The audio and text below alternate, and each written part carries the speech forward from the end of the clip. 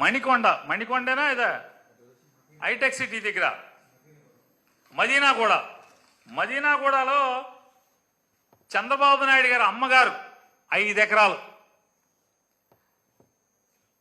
ఆవిడికి 2 కొడుకులు 3 కూతుళ్ళు అనుకుంటా. కూతుళ్ళందరికీ పిల్లలు ఉన్నారు, 2 కొడుకులకి పిల్లలు ఉన్నారు. ఒక ఆయన సినిమా నటుడు అనుకుంటా కూడా. అంతమంది ఉంటే ఆ అమ్మనమ్మ గారు ఆ 5 ఎకరాలని నారా లోకేష్ కింద గిఫ్ట్ ఇచ్చింది. ధర్మమైంది. పత్తిత్తి కౌరులు చెబుతున్నావుగా చంద్రబాబు నాయుడు గారు, శ్రీరంగ నీతులు చెబుతున్నావుగా కూర్చుని.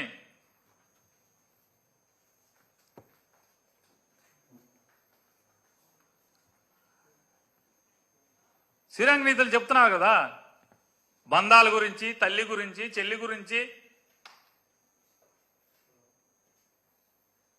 మీ అమ్మనమ్మ గారు అంతమంది పిల్లలు, అంతమంది మనవాళ్ళు ఉంటే, మనవరాళ్ళు ఉంటే, మీ అబ్బాయికి మాత్రమే ఎందుకు ఇచ్చింది 5 ఎకరాలు గిఫ్ట్? నువ్వు చెప్పాలి కదా, పత్తిత్తువు కదా. అమ్మా తప్పమ్మా, నీకు 3 కూతుళ్ళు 2 కొడుకులు ఉన్నారు, వాళ్ళకి ఎంతమంది పిల్లలు ఉన్నారు, తప్పుగా ఉంటుంది. నేను బాగా సంపాదించుకున్నాను, మోహన్ బాబు నేను కలిసి హెరిటేజ్ పెట్టి తోచేశాను, అది బాగా నాకిందే వచ్చేసింది. మా మామను పొడి చేశాను, ఆ మొత్తం ఆస్తులన్నీ నేనే లాక్కున్నాను. మా మామగారు పెట్టిన హాస్పిటల్ని కూడా లాగేసుకున్నాను. మా మామగారు పార్టీ ఆఫీస్ కట్టాడు, అది లాగేసుకున్నాను. మా మామగారు స్కూల్ కట్టాడు గండిపేటలో, స్కూలు లాగేసుకున్నాను.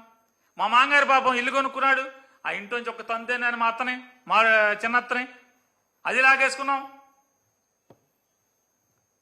నాకు వద్దమ్మా, బాగా పిచ్చిగా సంపాదించేశాను.